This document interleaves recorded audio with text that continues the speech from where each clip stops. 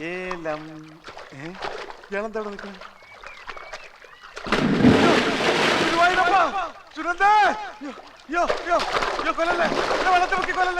ചത്ത് ജീവിക്കുന്നയാൾക്ക് പിന്നെയും ചാവാൻ പേടി.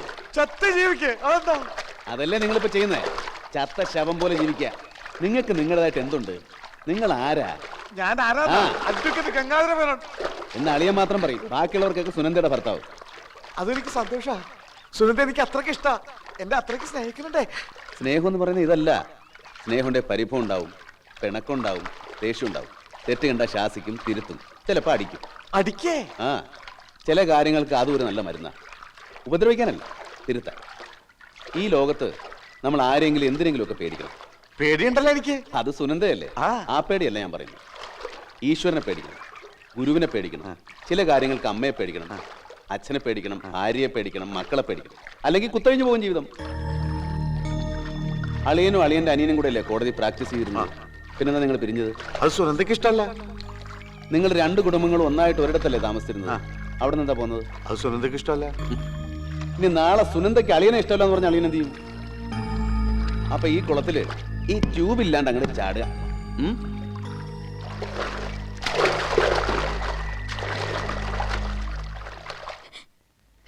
നീന, ഞാൻ വരില്ല. അയാൾ ആ വീട്ടിലുണ്ടെങ്കിൽ ഞാൻ വരില്ല. നീന, ഇവള് പറയണ കേട്ടോ ഡാഡി? അവൾ പറയണത് ശരിയല്ലേ? നിങ്ങളുടെ വീട്ടിൽ അവൾക്ക് എന്താ ഒരു സെക്യൂരിറ്റി?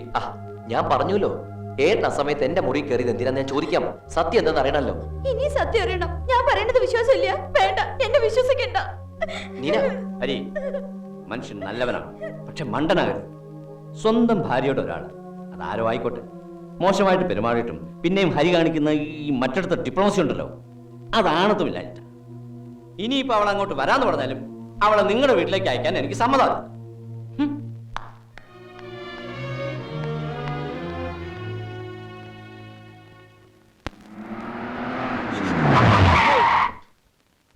എന്തുവരോ സാറേ? ചേച്ചി വന്നില്ല സാറേ? ഇല്ല. എന്താ? അല്ല, ചോദിച്ചതാ. അത് ചോദിക്കാൻ നീ ആരാ? കളിയാക്കുക, അടിച്ചിന്റെ പല്ലിറപ്പിക്കും. ഈ അച്ഛൻ ഞങ്ങളെ പറ്റിക്കമ്മേ. ആരെയും ഞങ്ങളെ കാണിച്ചു തരാന്ന് പറഞ്ഞിട്ട് ഇതുവരെ കാണിച്ചു തന്നിട്ടില്ല. എന്താടാ നീ എന്റെ കുട്ടികൾക്ക് അരയണങ്ങളെ കാണിച്ചു കൊടുക്കാത്തെ? അത് കാട്ടി കൊടുക്കാൻ എപ്പോഴും വരണ്ടേ? വല്ലപ്പോഴും വരുള്ളൂ. വരുന്നത് നോക്കിയിരിക്കണം നമ്മള്. എന്നോട് തന്നെ ചെയ്തല്ലോ ഇത്. ഇത്ര വൃത്തികെട്ടവരാണ് നിങ്ങൾ. അരി, നമുക്ക് സംസാരിക്കാം. ഒന്നും പറയണ്ട. ഈ നിമിഷം ഇവിടെ ഇറങ്ങണം. ഇറങ്ങണം പുറത്ത്. നീ കാര്യം അറിയാതെ വെറുതെ എന്തെങ്കിലും പറയരുത്. എല്ലാം എനിക്കറിയാം. ഇവളെ ഞാൻ കയറി പിടിച്ചാൽ നിങ്ങൾ സഹിക്കുവോ? മര്യാദ പറയണം. നീ ആരടി എന്നെ മര്യാദ പഠിപ്പിക്കാൻ? ഇവളെ വേണം ആദ്യം ഇവിടെ അടിച്ചിറക്കാൻ. അരി, നീ എന്നെ എന്ത് വേണം ചെയ്യാം? അവളെ വെറുതെ വിട്. ആഹാ, പൊള്ളുന്നുണ്ടല്ലേ? കയ്യെന്നെ വിട്. ഇറങ്ങടി, വിടാ.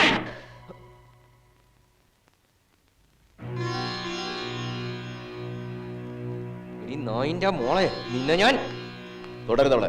നിന്റെ പെണ്ണിനെ തൊട്ടാൽ നിനക്ക് പൊള്ളും. അതുപോലെ തന്നെയാണ് എനിക്ക് എന്റെ പെണ്ണും. അരി, ഞാൻ അറിഞ്ഞുകൊണ്ട് ഒരു തെറ്റും ചെയ്തിട്ടില്ല. അറിയാതെയാണോ പിന്നെ എന്റെ അമ്മയാണോ പെങ്ങളാണെന്ന് അറിയാത്ത നിന്നോടൊക്കെ സംസാരിക്കല്ല വേണ്ടത്. എന്നോട് ചെയ്യുമായിരുന്നോ? ഞാൻ ചത്തിട്ട് നിങ്ങൾ തമ്മി തമ്മി കൊന്നു.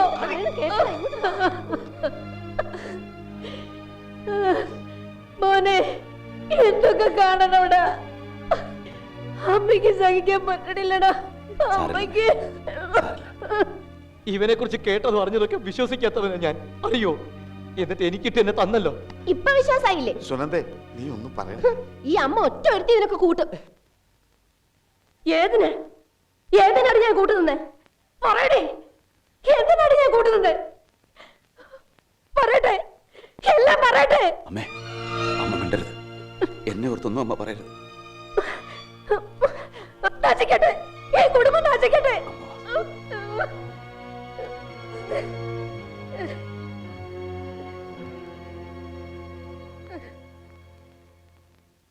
എനിക്ക് അവളുടെ നോട്ടം കാണുമ്പോഴാ കൈയെടുത്തൊരാണിഞ്ഞില്ല അവള് തല്ലിയത്. അതും ഭർത്താവിന്റെ കയ്യിലിരിപ്പ് മനസ്സിലാക്കിയിട്ട്. ഇങ്ങനെയുണ്ടോ പെണ്ണുങ്ങള്? നിന്റെ സ്ഥാനത്ത് ഞാനായിരുന്നെങ്കിലേ പകരത്തിന് പകരം അവളുടെ മുറി കയറിയനെ. നീ എന്തൊക്കെയായി പറയണേ? വാ, ഇങ്ങനെയൊക്കെ പറയാം.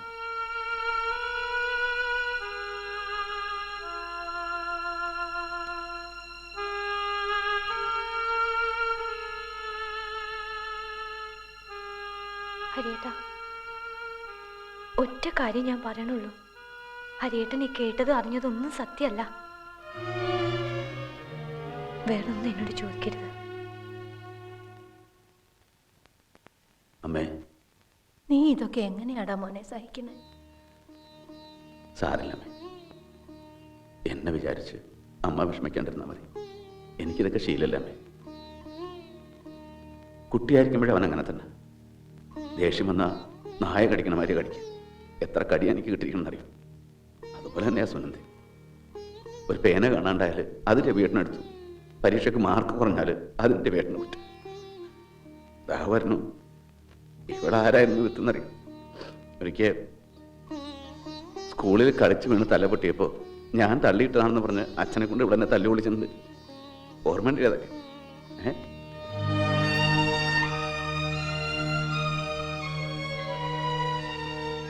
അന്ന് അവര് പറയണതൊക്കെ അച്ഛനും അമ്മയും വിശ്വസിക്കും. ഇന്നതല്ലല്ലോ. അമ്മ എന്നെ വിശ്വസിക്കണ്ടേ? അതുപോലെ എനിക്ക്.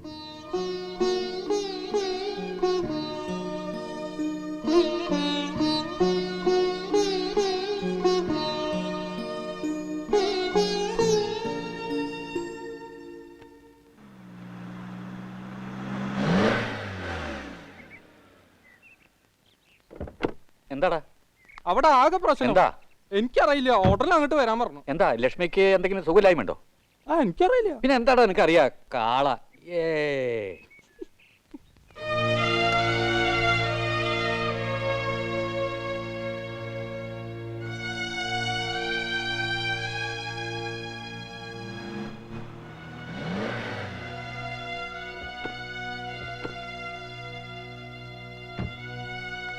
എന്നെ ആരും പിടിക്കണ്ട, കയ്യിന്ന് വിട്. എന്താ ലക്ഷ്മി? ഏട്ടൻ മടിയിലേക്ക് കയറ്. മോളെ ഈ ബാഗ് ബാഗ് കയ്യിലിരുന്നോട്ടെ. വാ നിങ്ങടാ പറയാം.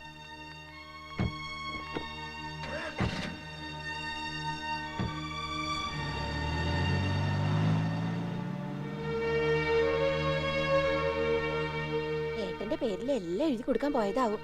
നിന്നോട് വല്ലതും പറഞ്ഞോടി? എന്നോടൊന്നും പറഞ്ഞില്ല. അമ്മ ദിനേശ് വെക്കലിന് ഫോൺ ചെയ്തിരുന്നു. ആ അപ്പൊ അത് തന്നെ. എടാ ഹരി, എന്താടാ ചെയ്യാ? ഏട്ടനെ വിവരം അറിയിക്കും. എന്റെ തലയിൽ ഇപ്പൊ അതൊന്നും കേറില്ല. കഴിഞ്ഞതൊക്കെ കഴിഞ്ഞു. അതിന്റെ സത്യം അറിയാനും സംസാരിക്കാനും നിന്നാ നമ്മൾ എവിടെ എത്തില്ല. അത് വിട്ടേക്കുക. ഒരു ബന്ധം പൊട്ടിച്ചെറിയാൻ എളുപ്പമാണ്, കൂട്ടിക്കെട്ടാൻ ചിലപ്പോൾ പറ്റിയെന്ന് വരില്ല. അതുകൊണ്ടാണ് ഗൗരവമുള്ള പല കാര്യങ്ങളും മറന്ന് ഞാനിങ്ങോട്ട് വന്നത്. ഏതായാലും രവീന്ദ്രനാഥൻ നായർ അവളോട് സംസാരിക്കുന്നുണ്ടല്ലോ, അത് കഴിയട്ടെ. നമ്മളൊക്കെ മനുഷ്യരാണ്. തെറ്റുകൾ പറ്റും. ചിലപ്പോൾ പരിഹാരം കാണാൻ പറ്റാത്ത തെറ്റുകൾ. പക്ഷേ അതൊക്കെ തെറ്റാണെന്ന് തോന്നുകയും പശ്ചാത്തപിക്കുകയും ചെയ്താൽ മതി. അത്രയും നമുക്ക് പറ്റൂ. ഇപ്പോൾ നിനക്ക് നിന്റെ ഭർത്താവിനെ മറയ്ക്കാം, എന്നെ മറയ്ക്കാം, അമ്മയെ മറയ്ക്കാം, മറ്റെല്ലാവരെയും മറയ്ക്കാം. പക്ഷേ നമുക്ക് നമ്മുടെ മനസാക്ഷിയുടെ മുമ്പിൽ എല്ലാം മറച്ചു വയ്ക്കാൻ പറ്റുമോ? ചീത്തയാണ് ഹരി. ആ മുഖത്ത് നോക്കാൻ എനിക്ക് വയ്യ. മറ്റാരും ഒന്നും അറിയില്ല. ഞാൻ ആരോടും ഒന്നും പറയില്ല. എല്ലാവരും വിചാരിക്കുന്നത് പോലെ ഞാൻ നിന്റെ മുറിയിൽ കയറി വന്നു. അതെങ്ങനെ തന്നെ ഇരുന്നോട്ടെ. ഇപ്പൊ ഞാൻ നിന്റെ മുമ്പിൽ വന്ന് മാപ്പ് പറഞ്ഞു. അതുകൊണ്ട് നീ വന്നു. നീന, ഗീതയെ പോലെ തന്നെയാണ് എനിക്ക് നീയും.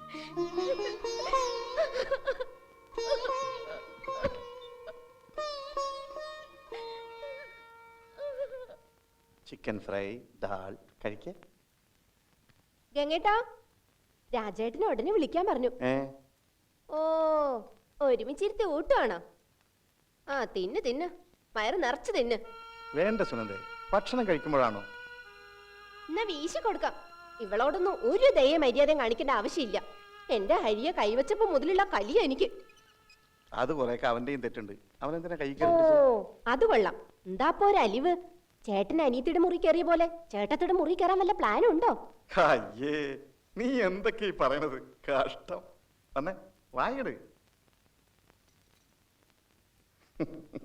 എന്താ ശരി, നമുക്ക് ഏട്ടം.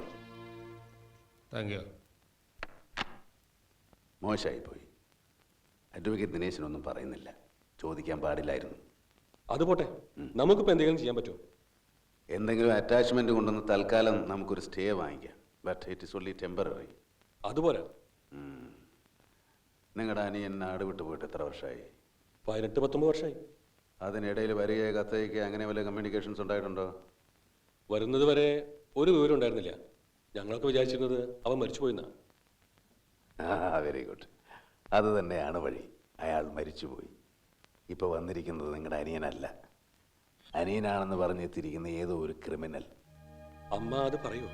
അമ്മ പറയണ്ട, നമ്മൾ പറയുന്നു. മകനാണെന്ന് അയാൾ തെളിയിക്കട്ടെ.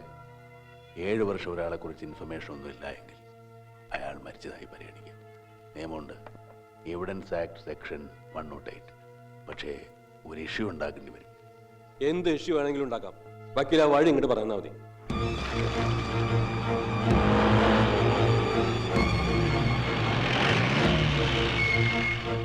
അച്ഛൻ എങ്ങോട്ടാ പോയേ? അറിയില്ല. അച്ഛൻ എന്താ വരാത്തെ? വരും.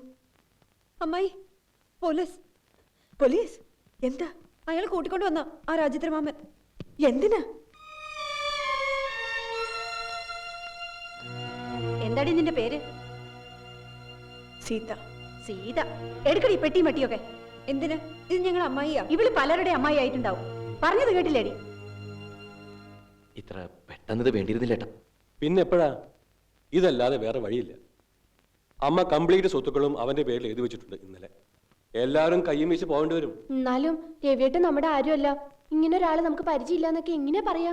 പറയണം. രവീന്ദ്രൻ നായർ എന്നൊരു ബ്രദർ നാട് വിട്ട് പോയ കാര്യം സത്യമാണ്. തിരിച്ചു വന്നത് അയാളാണെന്ന് നമുക്കറിയില്ല. അറിയില്ല എന്നല്ല, അല്ല അല്ല അല്ല.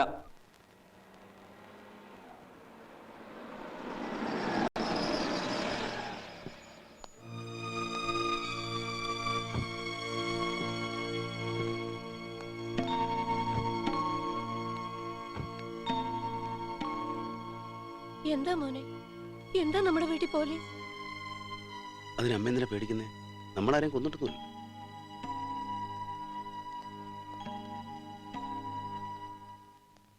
ഏട്ടനെപ്പോ വന്നു? ഏട്ടനോ? ആരുടെ ഏട്ടൻ? അതെന്താ പെട്ടെന്ന് അങ്ങനെ ഒരു സംശയം? എന്റെ ഏട്ടൻ. ഇവനാണ് ആള്. നീ ആരാ? ആരാ?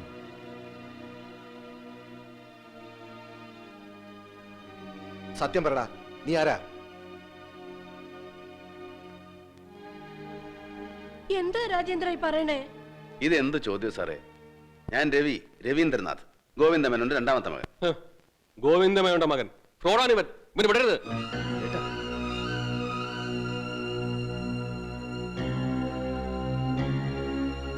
നീ എന്താടാ പറഞ്ഞത്? ഇവൻ എന്റെ മോനാ, എന്റെ മോൻ.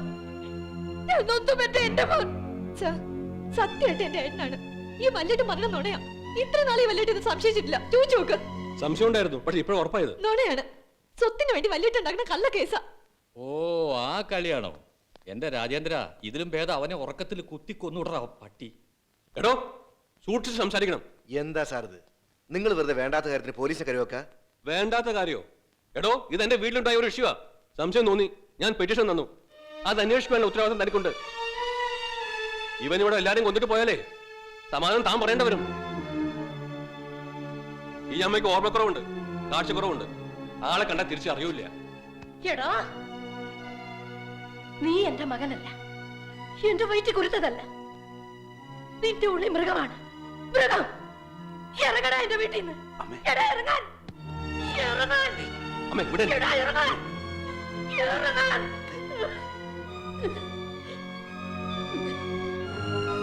ജനിച്ച വീണപ്പം മുതൽ തുടങ്ങിയതാ എന്റെ മോനോടുള്ള ഇവന്റെ പക. ഇതിന് മാത്രം എന്ത് തെറ്റാ ഏട്ടാ ഞാൻ ചെയ്തത്? കുട്ടിയായിരിക്കുമ്പോഴും എന്റെ കണ്ണീര് കാണാൻ ഏട്ടന് ഇഷ്ടം. എല്ലായിടത്തും എന്നെ ചതിച്ചേ ഉള്ളൂ. പക്ഷേ ഒരു കാര്യം ഏട്ടൻ മനസ്സിലാക്കണം, അന്നും എന്നും രവി തോറ്റു തരികയാണ്. ജയിക്കാൻ കരുത്തില്ല എന്നിട്ടോ ചങ്കുറ്റല്ല എന്നിട്ടോ അല്ല. നിങ്ങൾക്ക് ഞാൻ ആരുമല്ലെങ്കിലും നിങ്ങൾ എന്റെ ഏട്ടനാണ്, എന്റെ ചോര.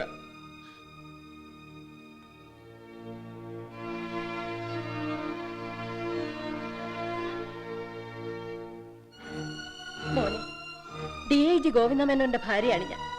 അത് കണക്കാക്കണ്ട. പെറ്റ വയറ് നോവുന്നൊരമ്മ. ഞാൻ നെഞ്ചൊരുക്കി പറയുകയാണ്, ഇവൻ എന്റെ മോനാണ്, എന്റെ പൊന്നു മോൻ. ഇവനെ ഞാൻ വിട്ടു തരില്ല.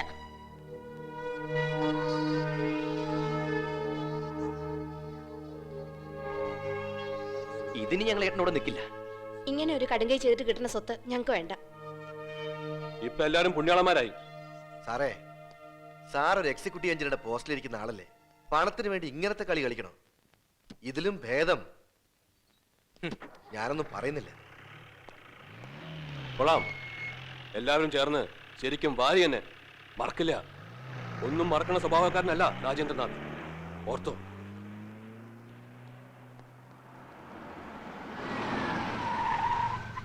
ആ, എത്തിയല്ലോ. ഹലോ. ഹലോ.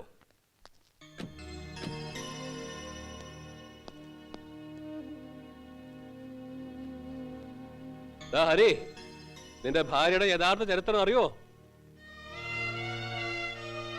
അതിനു മുമ്പ് കുറെ പഴയ ചരിത്രങ്ങൾ ഞാൻ അങ്ങോട്ട് പറഞ്ഞു തരാം. വേണോ? രേഖകളുണ്ട്, കാണിച്ചു തരാം. നിന്റെ അമ്മ സൂക്ഷിച്ചു വെച്ചിട്ടുണ്ട്. വെറുതെ ആ വെളുത്ത മുഖത്ത് കരി തേക്കണ്ട. നീ ഇതൊന്നും കാര്യമാക്കണ്ട, വാ. ഓണപോക്കിന് റാണി. ഇവൻ വെറും മൃഗല്ല, കണ്ടാമൃഗ.